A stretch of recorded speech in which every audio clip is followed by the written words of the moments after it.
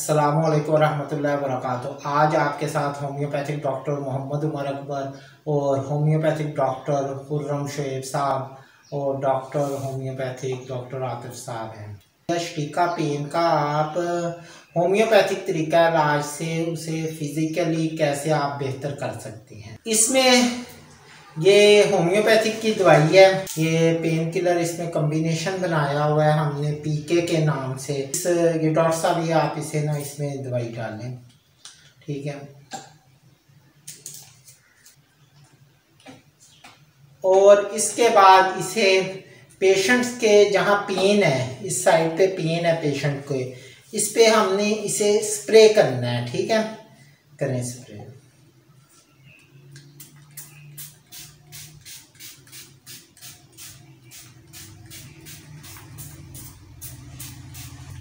फिर इसे हमने यहाँ शटीका पेन के हवाले से यहाँ से हमने एक फिंगर के साथ इसे देखना है, आपने चेक करना है। करें डॉक्टर साहब ज़रा।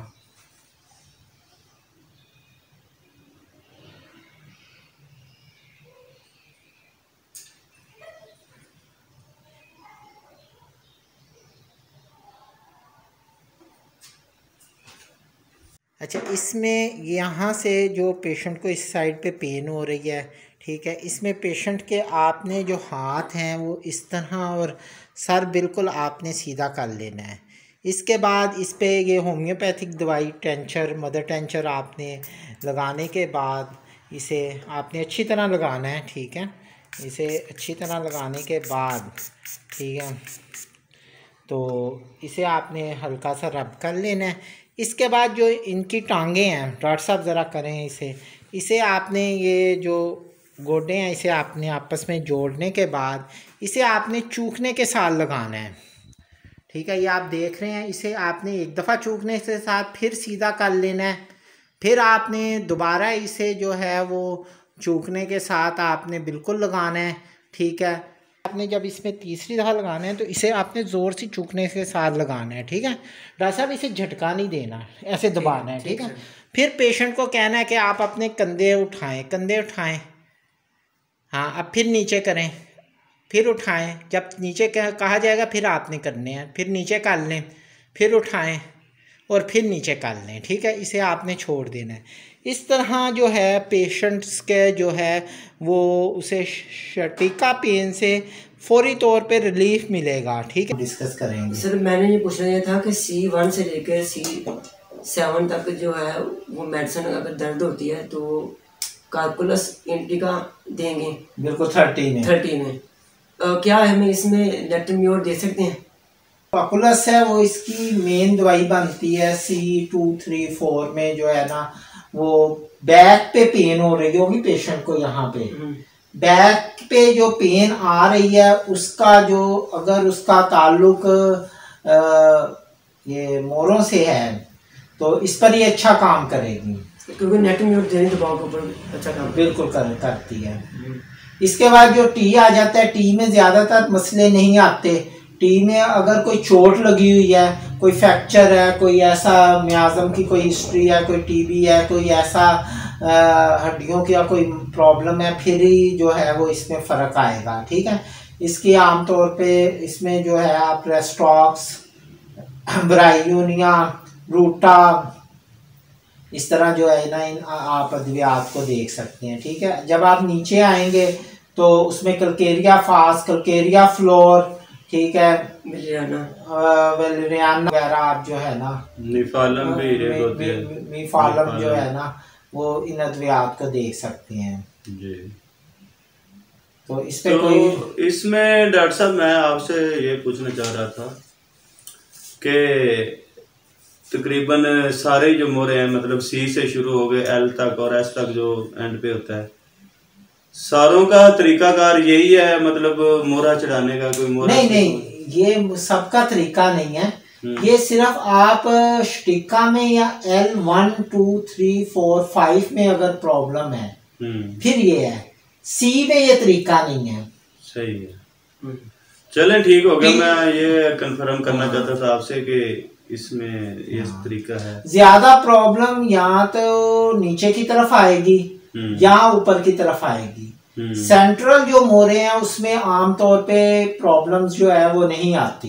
जी जी, मतलब ये जो हम प्रोसीजर कर रहे थे, हाँ, इसमें सिर्फ हम शैटिक पेन जो है उसका मतलब, हाँ, शैटिक पेन को हम कवर कर रहे थे जहाँ कोई मोरा अपनी जगह से आगे पीछे है। शैटिक पेन क्या है कि स्टिका जो नर्व है जी जी, वो मोरों के कोनों पे या उसके बीच में कहीं कंप्रेस्ड होती है। जी जी, इसे कहते हैं वेन का फंस जाना। हाँ, वेन का फंस जाना। वो ज्यादा मिकदार में होगी ज्यादा तकलीफ होगी, कम मिकदार में होगी कम तकलीफ।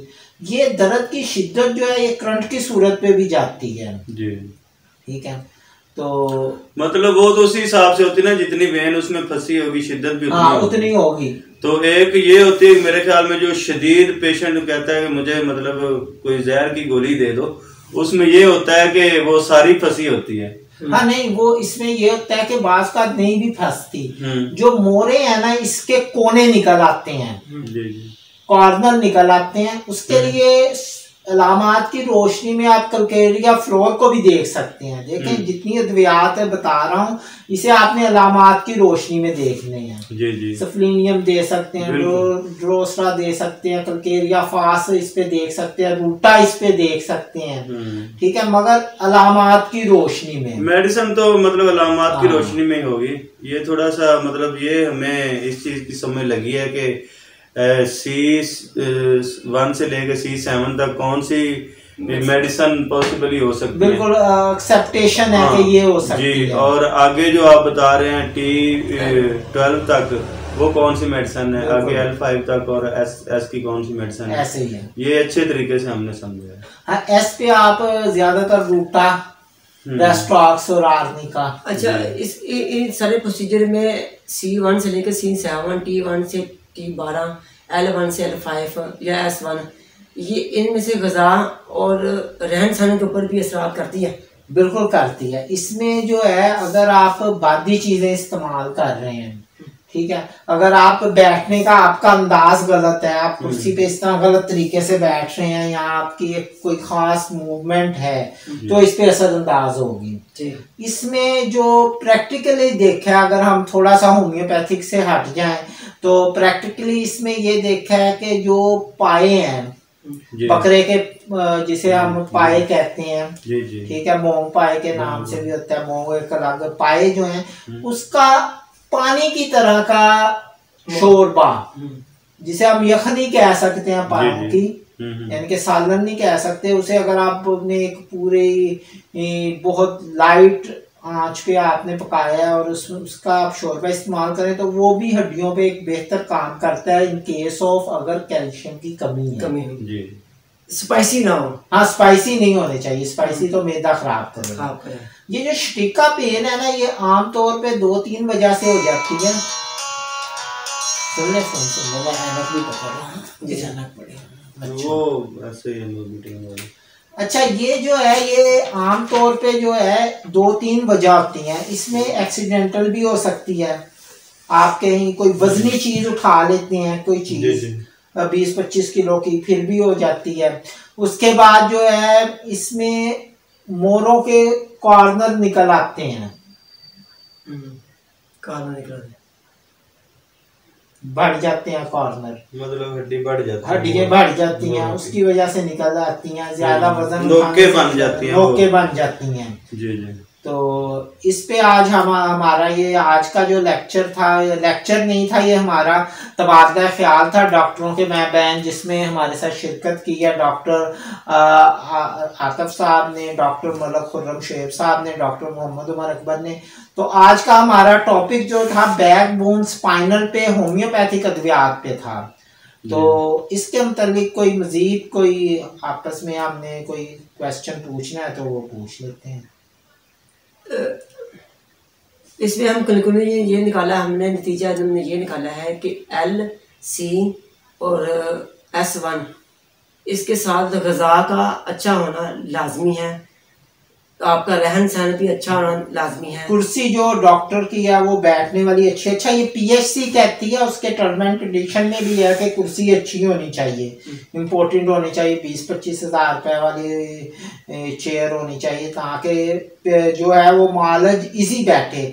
मगर इसमें ये भी है कि मालिज जो है वो अगर कुर्सी अच्छी होगी तो उसमें ये जो है ना उसे प्रॉब्लम नहीं होगी। एक और भी है कि आम जो हम स्पंज का गद्दा यूज करते हैं, इस गद्दे में भी आप अगर इनके जाएं, इनके मोल्टीफॉर्म या किसी भी इनके आउटलेट पे जाएं तो वहां से बैक बोन स्पाइनल के लिए भी आम रूटीन के जो है बेड मिल जाते हैं। वो थोड़े से कॉस्टली होते हैं मगर वो मिल जाते हैं, जिसपे लेटने से बेहतरी महसूस होती है, बहुत ये वो बात आपकी समझ आ रही है कि पीएससी ने भी इसलिए ये कहा हुआ है कि मतलब डॉक्टर जब खुद इजी होकर बैठा होगा तो मरीज की बात मतलब वो तसल्ली से सुन सकेगा, बिल्कुल सुन सकेगा, और उसके लिए जो भी वो एडवाइस कर रहा है, तजवीज़ कर रहा है, मेडिसिन वो अच्छे तरीके से कर लेगा।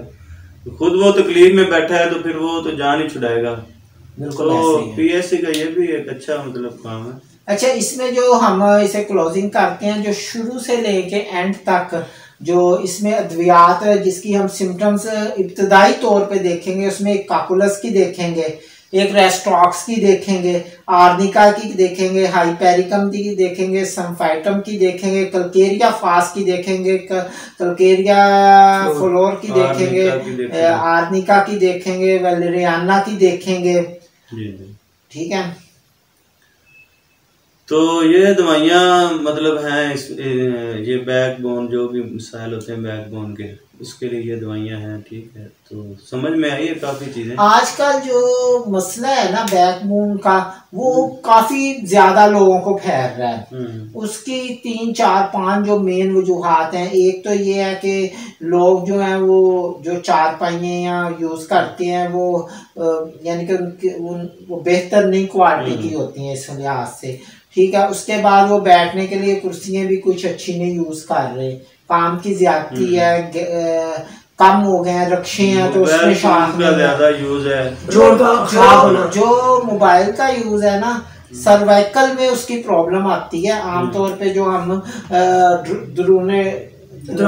दुराने सफर भी या मोटरसाइकिल चलाते वक्त इस तरह हम मोबाइल जो है यूज करते हैं, इसके लिए हैंड फ्री एक अच्छी होनी चाहिए ताकि हमें, तो जैसे हम इसमें सारी रात जो है वो कंबल में लेट के या इस तरह करके हम ऐसे टेढ़ा सी गर्दन करके उसे हम फेसबुक को या ऐसे सोशल मीडिया को यूज एक्स्ट्रा रात तक करते रहते हैं, तो उसकी वजह से ये सारी प्रॉब्लम ऊपर आती हैं।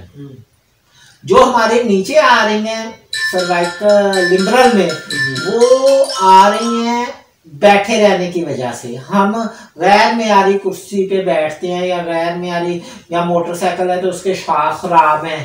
ठीक है, तो इस किस्म की